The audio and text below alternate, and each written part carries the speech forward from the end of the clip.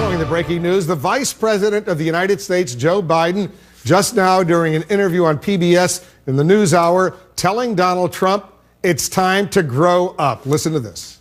Grow up, Donald. Grow up. Time to be an adult. You're president. You got to do something. Show us what you have. You're going to propose it in legislation. We're going to get to debate it. Let the public decide. Let them vote in Congress. Let's see what happens. It's going to be much clearer what he's for and against and what we're for and against now that it's going to get down to actually discussing in detail these issues that affect people's lives. Pretty amazing words from the Vice President of the United States. Let's bring in our political panel. And Dana Bash, have you ever heard a sitting vice president in the final few days of an administration telling the president-elect of the United States, quote, grow up, Donald, grow up, time to be an adult, you're president? No. Next, no. No, absolutely not. But look, you can see the frustration, you can hear the frustration in the current administration, the almost former administration, from the president and the vice president on down, because it is about the transfer of power and making sure that, never mind legacy issues, never mind the partisan differences, but about the fundamentals of the presidency and the executive branch. Having said that, saying grow up to Donald Trump, I don't think is really the best tactic to make that work.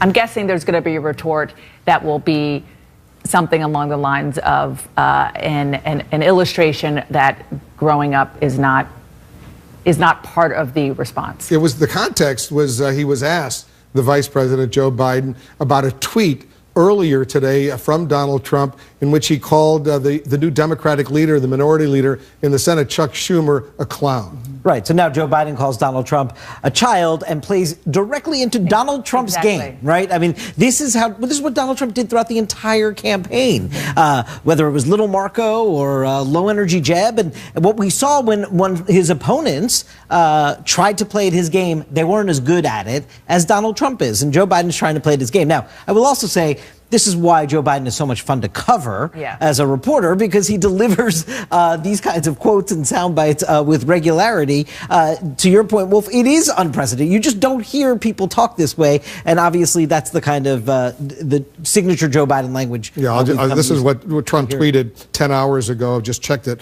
on Twitter. The Democrats, led by head clown Chuck Schumer, know how bad Obamacare is and what a mess they are in. Instead of working to fix it, they do the typical political thing and blame. The fact is, Obamacare was a lie from the beginning. Keep you doctor, keep your plan.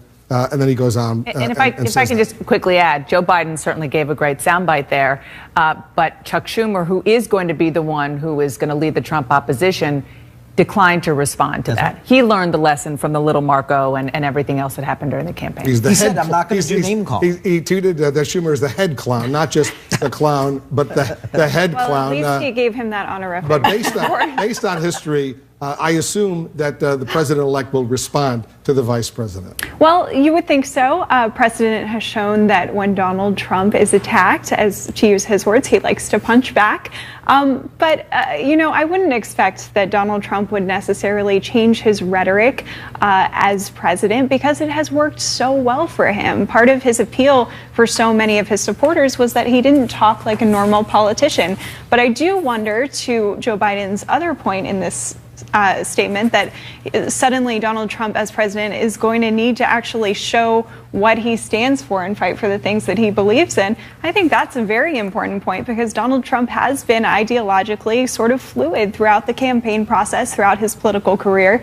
Now he will be held a little bit more to what he has said, and that will be really interesting to see how he evolves in that respect. Phil Mudd, it comes in the context of today's very important Senate Armed Services Committee hearings from the intelligence community, and you heard the leaders of the U.S. intelligence community all agree, they're all on the same page. The Russians did it. They're going to be briefing behind closed doors the classified report that the president received today. The president-elect will receive it tomorrow. This is a very, very sensitive moment right now, because we don't know how Trump will react after he gets that briefing. I think we have two things to think about: what happens in private, Wolf, and what happens in public. I think we've seen a sense of what happens in private. He'll be respectful of the people in front of him. He'll listen to the briefing. I think they'll talk about a couple of issues. One is the facts of what they learned during the Russian hacking. What did we see in terms of the diagnostics on the ground? The second is the tougher issue, and this is where I think the president-elect should be asking tough questions, and I think has a legitimate reason to attack the intelligence community. Are you certain, beyond a reasonable doubt, that Vladimir Putin knew about what was going on the ground?